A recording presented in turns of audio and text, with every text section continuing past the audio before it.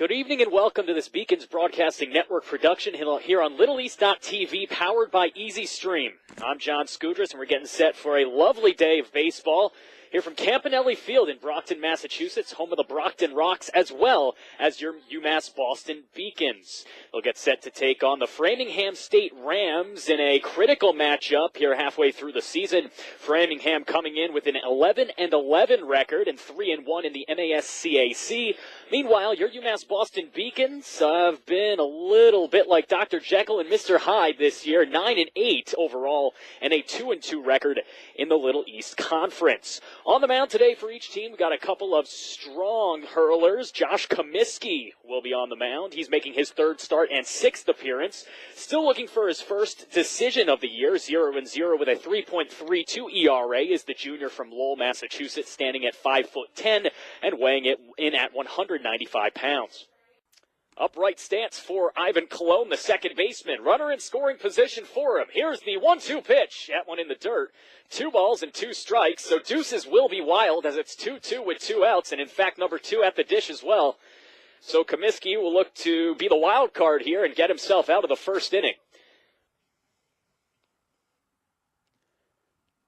Josh looking for his sign. He gets it.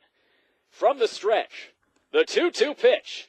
Swung on and missed, strike 3, and a beautiful performance there from Josh Comiskey. He allows a 2-out single to Mark Manini, but 2 strikeouts in the inning, one of DeRozier and one of Cologne. And just like that, we are out of the top of the first. No runs on 1 hit, no errors. We head to the bottom of the first inning. No score from Campanelli Stadium. DeRozier, after that one, was called a ball. And now a huge pitch coming up against a player who has 3 bombs already and 8 extra base hits in just 16 games. Here it is. This one swung on deep right center field. That's trouble. That'll be an extra base hit, and that might be the first run of the game. This one bounces 1 hop off of the wall. Moquette tumbles around first base and falls. It won't matter as the run will come around to score, but now Jamil's caught in a rundown, except nobody covering first so he can get back in time.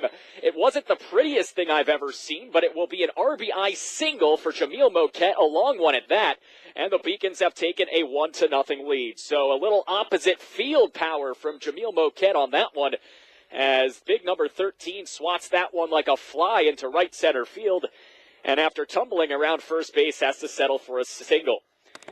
Isolde is in, crowding the plate and ripping this one through the hole on the left side for a base hit. They'll go station to station. Coming in to score is Moquette for the second run of the game. Isolde moves over to third. And boy, oh boy, Charlie LaPaglia and the heart of this order continues to see their batting averages rise. That is RBI number 11 for the Beacon center fielder, and it gives UMass Boston a 2-0 first inning lead. 6 runs batted in on the season for Anthony. As I mentioned, just a 189 batting average. Matches that up with an equally woeful 189 slugging percentage. However, for Anthony, it's his defense that the team prides itself on, as Anthony is playing behind the plate and swings and misses for strike 2. He's a very strong defensive catcher, and that's what you're looking for out of your backstop, more so than offense. Whenever offense you can get from a catcher is just a bonus. You look at even the major league level, very few offensive catalysts behind the plate. And if they are, they end up like Joe Mauer, move to first base later in their career to protect their knees. This one is grounded up the middle. This will only be one play as it goes to first for the second out. Coming around to score will be Isolde. And the Beacons have taken a 3-0 lead on an RBI ground out by Anthony Searles. That's the 7th run batted in of the season for Anthony. And score it 6-3. Fielder's choice in your scorebook. 1 down and 2 men on base with the batter being LaPaglia. Decado's ready. It's 0-1 to Charlie as here he takes another peek at second, goes back. This throw well off the mound. It goes into center field, and both runners will advance. What a break for UMass Boston with 1 out. It takes away the double play opportunity, and Moquette's coming all the way in, and he will score from second base on a lazy effort by the center fielder. In fact, it might have been the second baseman who went on out there. That was Ivan Colon.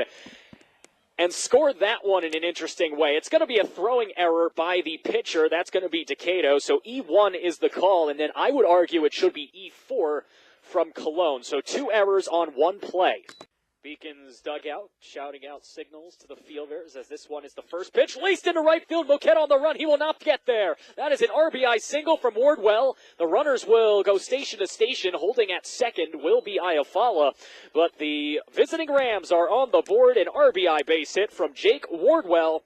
And just like that, it's 4-1 UMass Boston here in the top half of the sixth inning. Here at Campanelli Stadium. Quick move to the plate. That one's launched to left field. Big time trouble on his horse. Not going to get there. All the way to the wall. 1 run will score. 2 runs are going to score. And heading into second with a 2-run double is Matt Roberge. The leadoff hitter looking like the cleanup hitter. Driving in 2 runs. And just like that, it's 4-3. The Rams surging through here in the sixth inning. 3 runs on 4 hits. Comiskey waiting on the 1-0 as he's set. The runner fakes steal, and then this one's grounded for a base hit through the hole. They might send the runner. They will. The brothers overran it. He misplayed it, and this game is tied. So Nick Brothers is having a tough time out there and left in the sixth inning, as that one was his fault after the runner probably would have scored anyway regardless, but an RBI single for Billy DeRozier. And just like that, we are all knotted up at 4.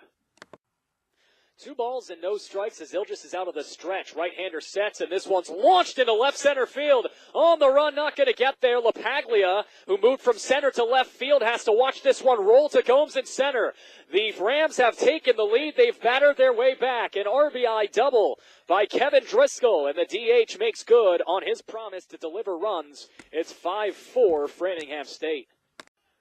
An opportunity to tie the game in the bottom of the 7th against Matt Decato. They set up Elway again. Here's the 0-2 pitch. Curveball laced through the hole. Base hit. They'll send the runner home. The throw is not going to be in time, and the Beacons, behind the leading hitter, Jamil Moquette, have tied the game once again at 5. He's reached base all 4 times. He's 3 for 3 with 3 singles and 2 runs batted in. And for Jamil Moquette, that is just what he does. Drive home runs with the best of them. It's a whole new baseball game, 5-5, bottom 7, and Todd Easold with a chance to give the Beacons the lead once again. Framingham State has 11 wins this season, looking for their 12th, as this one is grounded to third, gobbled up, might be 2. Quickly to second. What a great relay throw to first base on a phenomenal play. What a play made by Mark Manini. Around the horn they go, and we are through 9. DeRozier to Manini, all the way around the horn to Roberge. And we are headed for some free baseball here from Campanelli Stadium. We are past the 9 o'clock hour here in Massachusetts, 9:20 to be precise, unless my clock is really wrong, because the one in left center says 9:15, as there's the steal attempt, the throw down, not in time. Ooh, Pena thought it was. But the umpire disagrees, and a big stolen base from Roberge as the go-ahead run is now in scoring position with 1 down for the heart of the order. If they even get that far down to a lefty, as Juck will wait and deliver a fastball base hit right field. We'll see if they test the arm of Moquette. They will not. A wise move as a solid cannon in from the big right fielder, Jamil Moquette, will hold the runner at third base. So now the Beacons are in danger mode. Runners at the corners. The go-ahead run 90 feet away. Just 1 out here in the 10th inning. And stepping up to the dish, the cleanup hitter, Ivan Colon. The thing you want is for Manini to steal second, take away your double play opportunity, although then he could just walk Colon. And Colon pops it up. What a break for the Beacons. That is not going to get the run home, assuming it's caught. And coming into the game and dropping the ball is Bucharest. He just entered at the top half of this inning, and he mishandles a pop-out to shallow left field. And that, my friends, is an error. The 3rd of the game and the 6th run of the game for Framingham State. And trust me, folks, no one feels worse than Andy Bucharest, but that is just a tough way to come in. You had an opportunity. Juck got the pitch he wanted, popped it up, and just like that, E6, and it's 6-5. Neither the first or third baseman are guarding the lines either. A bit surprised, to be honest, that they're not guarding the lines in a one-run game in extra innings with nobody on and one out. You'd think they'd want to protect against the extra base hit. Regardless, here's the 3-2 from Powers. Swung on and missed at the high heat, and he gets the big guy swinging. A big strikeout as finally the Rams are able to retire Jamil Moquette for the first time in this game. And the Beacons, mercifully, are down to their final out of this game. They trail 6-5, and Todd Easold will step up, representing the last chance for Romance. Here is the first pitch, and Easold skies it to right center field. This is going to stay in the yard. Heading on back is Colon. He squeezes, and the Beacons let one slip through their fingers against the Framingham State Rams. A game they once led 4-0 halfway through, then tied later on to send to extra innings. They lose by committing 3 errors, the most costly one on Andy Bucharest in the top of the 10th inning as he let one fall right behind him in shallow left, allowing the go-ahead run to score, and the Beacons lose 6-5.